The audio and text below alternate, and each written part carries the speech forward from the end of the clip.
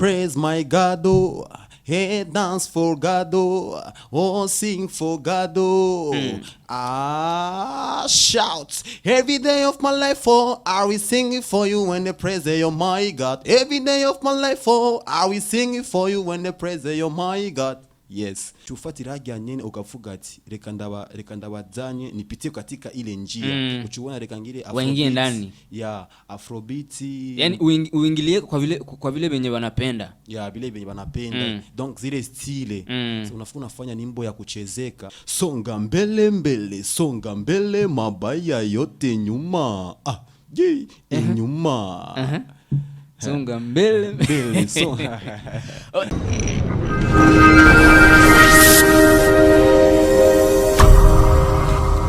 Hello everybody, ndabaramukije mwese muri ko muradukurikirana muri BKTV, muri Burundi Kingdom TV. Uyu munsi ni wawundi ni Formidable, Tonable, Admirable, Considérable, turi muri BKTV. Nundi munsi ndindi teka rigezo kurindi amateka kuyandi muri BKTV, kubona twongeye kandi kubashikiriza ikiganiro kiryoshe nk'iki. Ikiganiro mugiye kumenya vyinshi n'umutumire twashoboye kubazanira, umutumire za kutuyagira ku kazi kiwe, ariko kugira ngo bishobore kugenda neza twereka yuko dufitiye urukundo nuko amanza kugira subscribe, ukagira comment. Uraza kubona akantu kagakengera, ndazi nawe urabimenyereye, gira subscribe, ugire comment, uvuga ati vraiment ibiganiro mukora ni cool, ibiganiro mukora biratunezera cyane, kugira ngo natwe twumve yuko abo dushikiriza ibiganiro bibahimbara kandi bashika ku mutima. Reka rese ndabishije amagambo menshi ndabereke umutumire nashoboye kuzana muri BKTV. Ndakora mugije bro. Ya, murakoze cyane. Uko fresh? Niko sawa. Naona look ni kali. Look nzuri sana. Yeah, thank you. Nta muntu arakubwira yuko usa na Diamond? Oh, hapana. Jinsa Jenny nyene. Ariko nta muntu arakubwira ati urasa na Diamond? Oh yeah. Nta numwe. Hapana. Okay, muri BKTV twashoboye kugenderwa nande muri rusange? Waje ngaha ninde muri BKTV? Ku madina mba nitwa Frank Vidéo. Yego. Ndi muri rimvi wa gospel. Ndakunda Imana cyane gose. Urakunda Imana gose? Gose kabisa. Avuze ati ndakunda Imana cyane gose. Ikirundi kirakugora bukebuke? Bukebuke mugabo uravuga bukebuke. Yego ndagishoboye. Yeza. Urumuririmvyi uririmba gospel. Urugendo rwawe rwo gutangura gospel rwatanguye ryari? Vyakujemo kwitogira ngo utangure kuririmba gospel music? Igihe natangiye gospel kubera jewe natangiye muri profile, natangiye profile indirimbo yanje ya mbere yari muri 2014 comme ça. Indirimbo yanje ya mbere mugabo profile muri 2016 niho natanguye bonbon gospel kubera nabonye ibintu vyisi na kamaro bifite. Il faut chanter pour Dieu. Rero naciye nangura gospel muri 2016. Natanguye indirimbo yanje ya mbere nkasora na clip video nakoranye na sister yitwa Sister Gigi. Indirimbo ya mbere wahere kuri video? Yasohokanye na video? Ari indirimbo ya mbere. Yego naragize video indirimbo ya mbere. Hanyuma ya kabiri cangira na gatatu, ya gatatu nacengira indi video. Yego ya kane video. Birumvikana yuko uravuze yuko wahereye muri profane. Izi ndirimbo za sekira, indirimbo bita ngo ni indirimbo z'isi z'ivyisi nkuko menshi bakunda kubivuga. Uragiye muri gospel music. Ni giki ubona uzoshobora gukura muri gospel music wabuze muri profane? Urabona muri profane gusa ikintu muri profane sinabonye akamaro bifite. Gusa ikintu je nakunze ni gukorera Imana gusa. Nabonye kubera turisi kugira ngo tuyikorere. Parce que même la Bible dit, Bibiliya irabivuga. Nona ngo donc turinga kugira ngo tuyitazire Imana, il faut louer Dieu car il est le roi, parce que c'est lui le Dieu de Dieu, le roi des rois. Nico kintu donc ni ibintu vyamfate umutima wanje vuga ati oya negerezwa gutazira Imana kubera niyo yaremye. Nakare baravuga yuko umuntu yaremewe guhimbaza Imana, kandi baravuga yuko ngo nitwasezereye isi tukaja mu ijuru ngikiko kizokore kwa n'ikigogwa cyo kuririmba nta kandi kazi tuzokora tutamuimbia Mungu daima. Ndio gisibiko. Okay, uratanguye iyo gospel music yawe.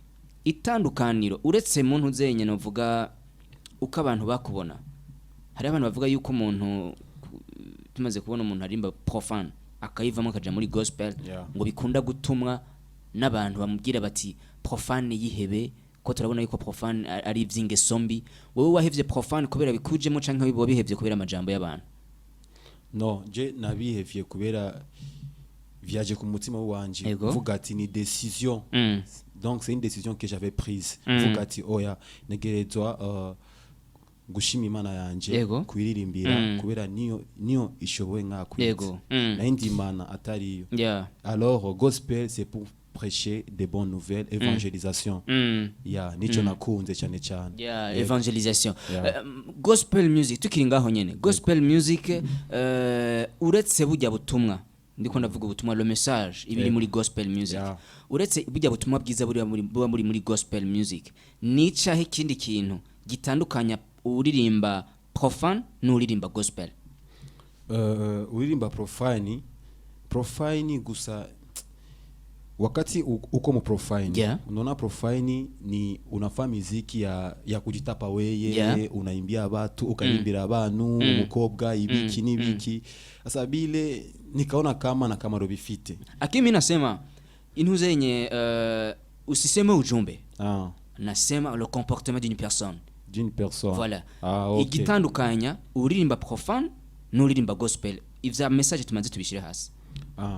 Urabona uririmba profane na gospel biratandukanye gose cyane kubera gospel uba winjiye mundi buzima kubera kwinjira muri gospel jumie narakiriye Yesu Kristo hanyuma umaze kumwakira ifoke umenya ni kubera iki Imana yakureme nga kwisi kugira ngo twikorere ucuraba profane uri muri profane ukora ibintu wishakiye wenyene mais si tu es en gospel c'est Dieu qui te dirige. Mais en profane, c'est toi-même qui peux même te diriger comme tu veux.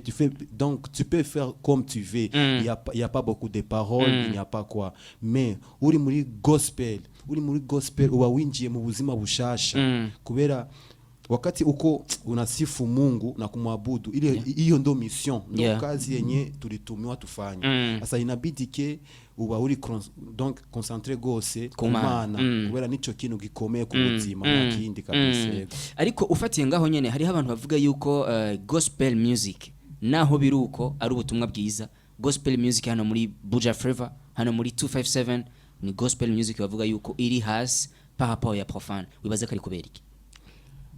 Ikintu novuga jewe urabona kitu cha kwanza ni support. Gospel harabayirimvi benshi beza kandi bayirimba neza cyane gusa ikintu ciza ni support ugasanga gospel bisaba iki abantu n'igihugu kibone ko vraiment reka dufashe aba bantu kugira ngo bafike fasi fulani sasa inakuwa kitu kinomba support sasa unakuta profane unakuta mtu akitoa muziki deja unaona inakuwa deja juu unakuta iko engagé déjà na bale watu wanapenda profane bali ba ma emission nini unakuwa benshi bakunda usanga bakunda profane hicho gituma nanje akiwa wanapenda gospel ni wadogo ni watu wadogo sana sio wengi unapenda gospel sio sema ni wadogo unasema ni wengi juu ndani ya Yesu tuko wengi sana akimi niko nasema kubera ki gospel bigaragara yuko muri Buja Flavor iri hasi par rapport ya profane biva kuri yo support ntoyi iri muri gospel kabiri muri profane cyane canke biva ku kuntu abantu benshi bakunda profane uretse ubutumwa bwiza. Je novuga ko icambere muri gospel bisaba support nyinshi cyane kubera ubu profane mu Burundi uza kubona ifise support nyinshi cyane naho nyine nagomba gushika mugabo botora gospel bakavuga ati reka dufashe gospel abarimvi bya gospel tubashira imbere batera imbere hanyuma bakagira ama event menshi ama concert ama evenement ukuntu tubona profane gusa bisaba ko abantu bo kwiyumvira bakavuga ati gospel reka tuyishira imbere cyane kubera gospel ni ikintu ciza kubera ni ikintu twishira kumana kubera twese abantu b'Imana yego hajya we usenga he? Je nsengera muri Christ Embassy Church iri muri Kigobe kubashinwa bihora bishika ukagenda kuri podium ukaririmba indirimbo ukaririmbira abandi indirimbo z'Imana ndaririmba indirimbo z'Imana nama invitation ndazironka ngendayo ndaririmba pour prêcher les bonnes nouvelles faire l'évangélisation kubwawe kuririmba gospel umuntu afise ubusage uracyari cyo ubusage Amadorare afise amatatuwaje ni vyiza canke ni bibi? siwezi sema kama hapo nadhani nikasema kama urabona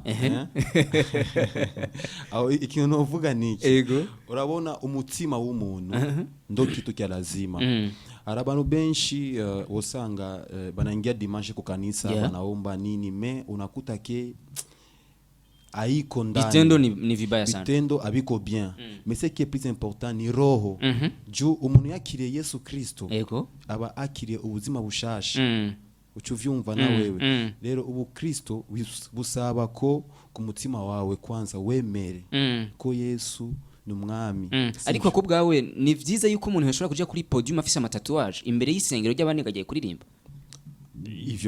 ivyo vraiment kuri jewe navyo nkunda ibintu vy'amatatuage oya mugabo na freshere vraiment netajika na akio kisema freshere unasema nini? Nikisema donc kama hiyo yako hizo nywele ni vizuri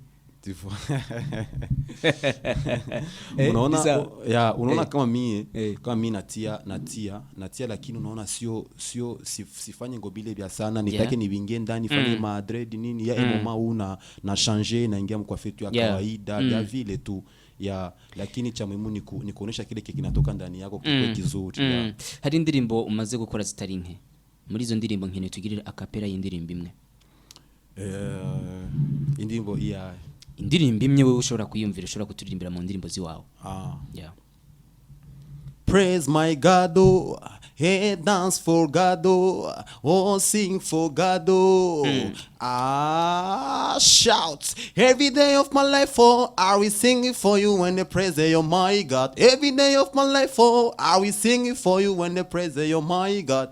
Yes, songa mbele mbele, songa mbele, mabaya yote nyuma, nyuma. Songa mbele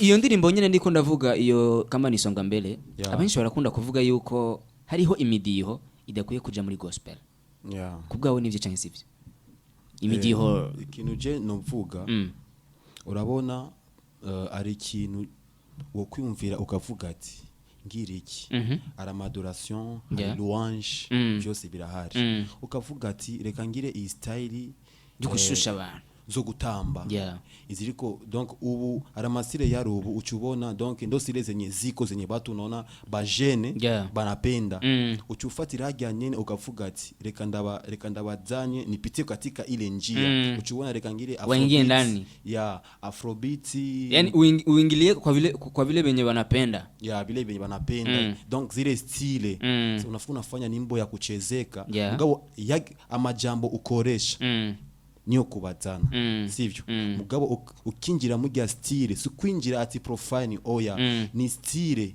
ni instrumental style uririmba mugabo amajambo yawe na majambo yo kubazana bacha bavuga kumbe no muri gospel birahari acakunda gospel acaza muri Yesu yego urabisiguye neza cyane nagenda ndakubwira yuko mu bantu bose maze gutumira ngaha nari nanashatse umuntu ashobora gusigura ico kintu nari naramubuze ndumvise yuko urafise ibindi vyumviro mwumvise yuko bajya abantu baririmba nambari rap baririmba hip hop canke baririmba ma afrobeat muri gospel music aravuze ko gospel music si ngombwa ngo umuntu ashobore kuririmba izindi za slow indirimbo ngo zisinziriza ati bajya bajene bakunda ma rap bakunda ma afrobeat barakeneye yuko abantu bashobora kuririmba baciye muri rya midiho kugira ngo nabo bace mu bintu bakunda nabo bashobore kwakira ako gakiza suko nyene ariko nagenda kubaze gatonye hoba hariho umuntu amaze kukwandikira ubutumwa akakubwira ati hariho impinduka yabaye mu buzima bwanje kubera indirimbo zawe gusa ico novuga ari genigeze kuririmba